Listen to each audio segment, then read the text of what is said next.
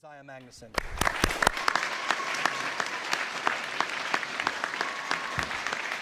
Thank you. Thank you all. It's a privilege to be here. And thank you, Dr. Clark, for your firm leadership, and Senator Cash for standing strong. Ladies and gentlemen, the dark trade must end in South Carolina. We must end abortion. And the way to do that is through the Personhood Act, the Personhood method.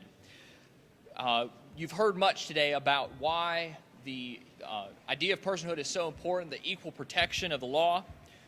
Let me give you a few more reasons.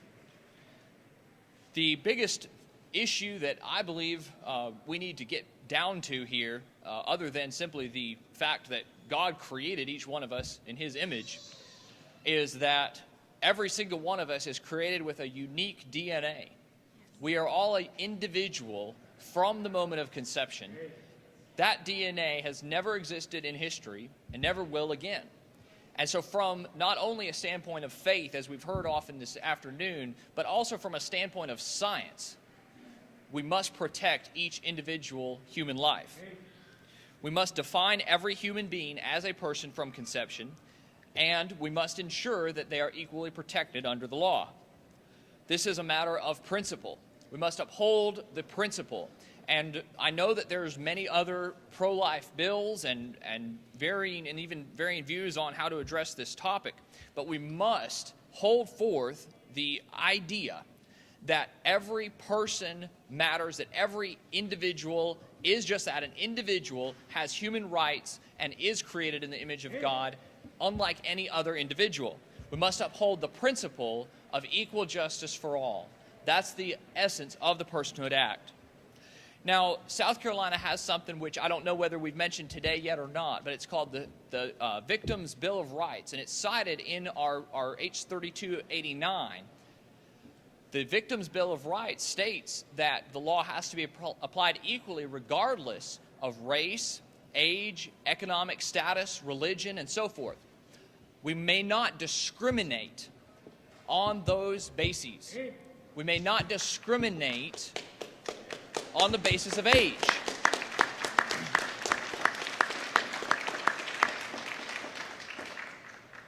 You may as well kill an infant or a 70-year-old or a 27-year-old as you may kill a 5-month-old or an embryo. It is the same, because it is always a person. And that is the idea of personhood. You cannot discriminate on the basis of age. You cannot discriminate on the basis of size. If we could discriminate on the basis that somebody is that small versus this tall, then we could discriminate against midgets. We could discriminate against anybody. If we set the standard, if man sets the standard, then there is no standard. The government becomes all-powerful, and that is the exact opposite direction where we need to go. We cannot discriminate on the basis of race.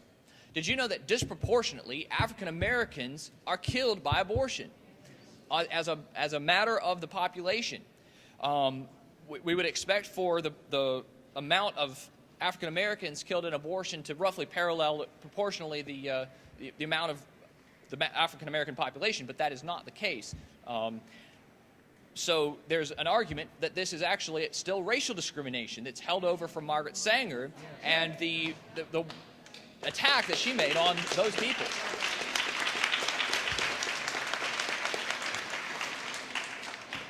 And we must not discriminate on the basis of economic status or even dependence, because part of the argument from the left has always been that, well, this child is dependent on the mother.